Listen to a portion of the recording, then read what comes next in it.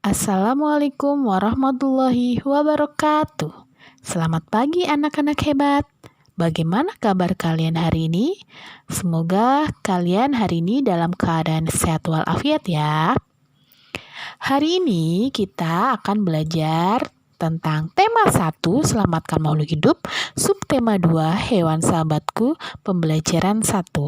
Muatan pelajaran adalah bahasa Indonesia, IPA, dan IPS. Tujuan pembelajaran kali ini, kamu mampu mengklasifikasikan hewan berdasarkan cara perkembangbiakannya secara ovipar dan vivipar serta manfaatnya. Kedua, siswa mampu melaporkan hewan berdasarkan cara perkembangbiakan secara ovipar dan vivipar melalui tabel dan manfaatnya dengan benar. Dan yang ketiga, mampu menyebutkan kehidupan ekonomi dari dua negara terkait kondisi geografisnya dengan benar. Yuk kita mulai belajar hari ini. Apakah kamu penyayang hewan? Apa saja manfaat yang diperoleh manusia dari hewan? Bagaimana cara hewan berkembang biak?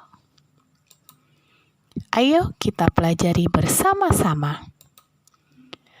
Beberapa hewan di Asia Tenggara dijadikan sebagai makanan, simbol negara, dan dijadikan binatang peliharaan. Kita simak beberapa hewan berikut ini. Yang pertama, gajah putih. Gajah putih dianggap suci oleh beberapa negara di Asia Tenggara, seperti Myanmar, Kamboja, dan Thailand. Menjaga gajah putih adalah usaha yang sangat mahal, karena pemiliknya harus menyediakan makanan khusus untuk gajah. Yang kedua adalah ikan tuna dari Indonesia. Ikan tuna adalah salah satu ikan yang paling banyak dicari di negara lain, seperti Jepang, Amerika Serikat, dan Uni Eropa. Indonesia adalah salah satu penghasil ikan tuna terbesar di dunia. Ketiga adalah burung takurdahan. Burung takurdahan hidup di Malaysia. Hewan ini termasuk hewan yang dilindungi negara. Nah, hewan-hewan tersebut merupakan sebagian dari hewan yang hidup di Asia Tenggara. Bisakah kamu menemukan hewan lainnya? Yuk, kita amati hewan berikut. Hewan-hewan di atas, bagaimana cara perkembangbiakannya? Yuk kita pelajari cara perkembangbiakan hewan. Hewan berkembang biak untuk melestarikan jenisnya. Ada berbagai macam cara perkembangbiakan hewan. Ada hewan yang berkembang biak dengan cara bertelur atau ovipar, ada hewan yang berkembang biak dengan cara melahirkan atau vivipar, ada hewan yang berkembang biak secara bertelur sekaligus melahirkan atau ovovivipar. Yuk pelajari cara-cara perkembangbiakan hewan-hewan tersebut. Ovipar. Perkembangbiakan hewan dengan cara bertelur disebut juga dengan ovipar. Hewan-hewan petelur memiliki beberapa ciri-ciri, antara lain tidak memiliki daun telinga dan mengerami telurnya. Contoh hewan-hewan yang berkembang biak dengan cara bertelur adalah seperti burung, ikan, reptil, katak. Yang kedua adalah vivipar. Perkembangbiakan hewan dengan cara melahirkan disebut juga dengan vivipar. Hewan-hewan yang melahirkan memiliki beberapa ciri, yaitu memiliki daun telinga dan tubuh ditutupi rambut. Contohnya adalah sapi, kucing, lumba-lumba, kambing, dan beberapa hewan lainnya. Yang ketiga adalah ovovivipar. Perkembangbiakan hewan dengan cara bertelur dan melahirkan disebut ovovivipar. Ciri khas hewan ovovivipar adalah embrio yang berkembang biak dan tumbuh di dalam telur. Kemudian setelah cukup umur, telur tersebut menetas anak hewan keluar dari tubuh induknya. Cadangan makanan yang diperoleh embrio berasal dari dalam telur tersebut, jadi bukan dari tubuh induknya. Contohnya adalah salamander, ikan gupi, kuda laut, iguana. Nah, setelah kamu tahu cara perkembangbiakan hewan, coba kamu klasifikasikan beberapa hewan dan tentukan cara perkembangbiakannya melalui tabel. Hewan-hewan yang ada sangat membantu penduduk di kawasan Asia Tenggara dalam kegiatan ekonomi. Kondisi geografis di Asia Tenggara membantu penduduknya memanfaatkan hewan dalam kehidupan sehari-hari. Ikan banyak dijual dan dikonsumsi. Hewan ternak banyak yang dijual di dalam negeri, bahkan sampai ada yang mengekspornya. Kamu bisa belajar lebih banyak mengenai kegiatan ekonomi di kawasan Asia Tenggara terkait kondisi geografisnya. Potensi ekonomi negara-negara anggota ASEAN.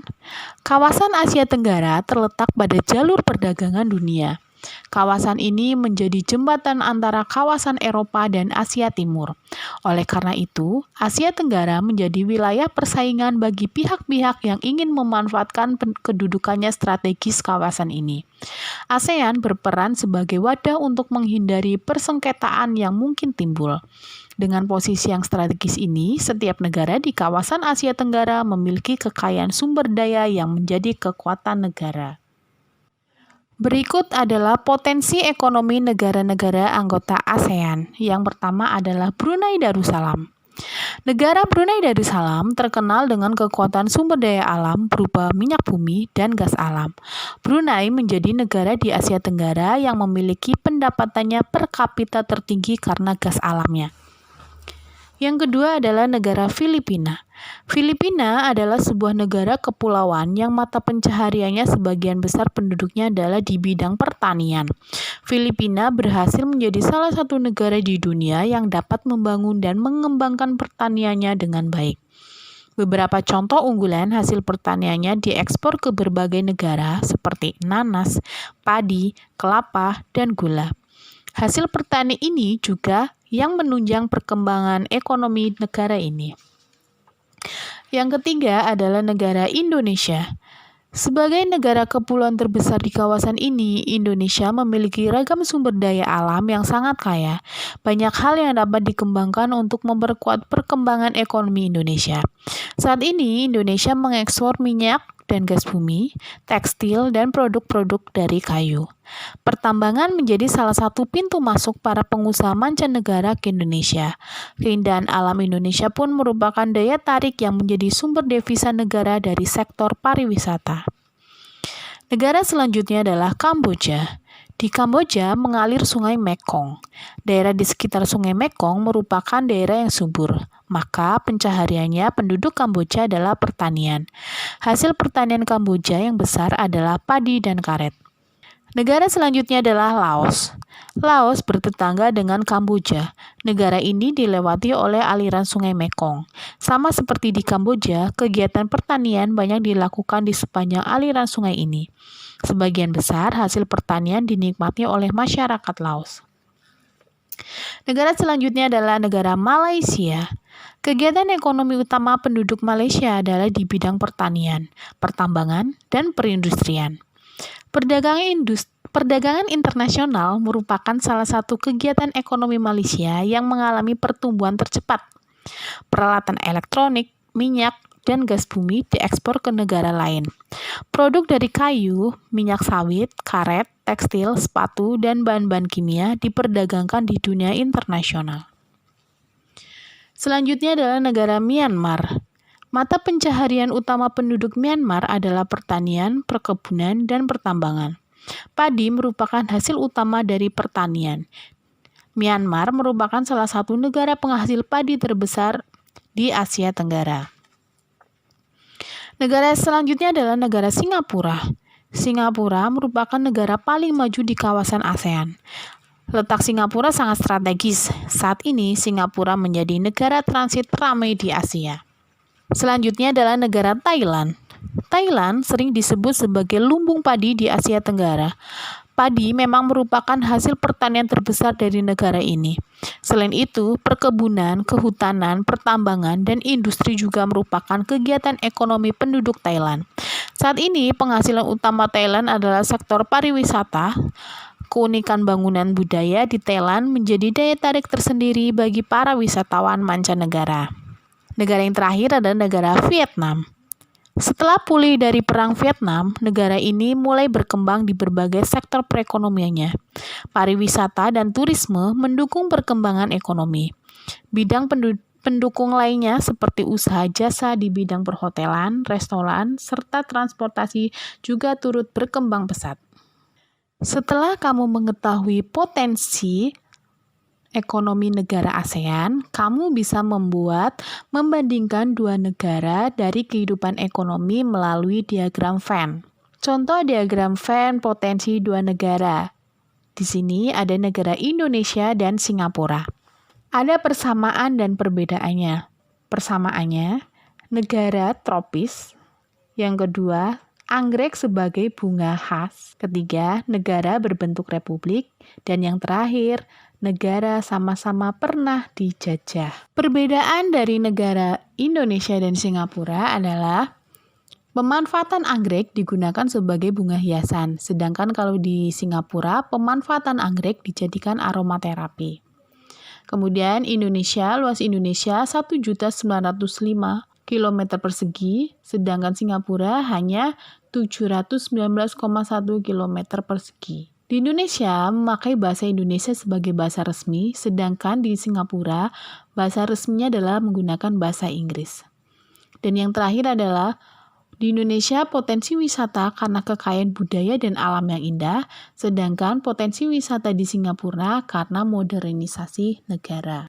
Itulah diagram Venn antara negara Indonesia dan Singapura.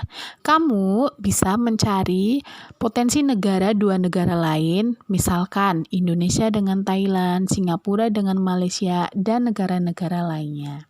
Demikian pembelajaran hari ini. Semoga bermanfaat dan tetap belajar ya. Terima kasih. Wassalamualaikum warahmatullahi wabarakatuh.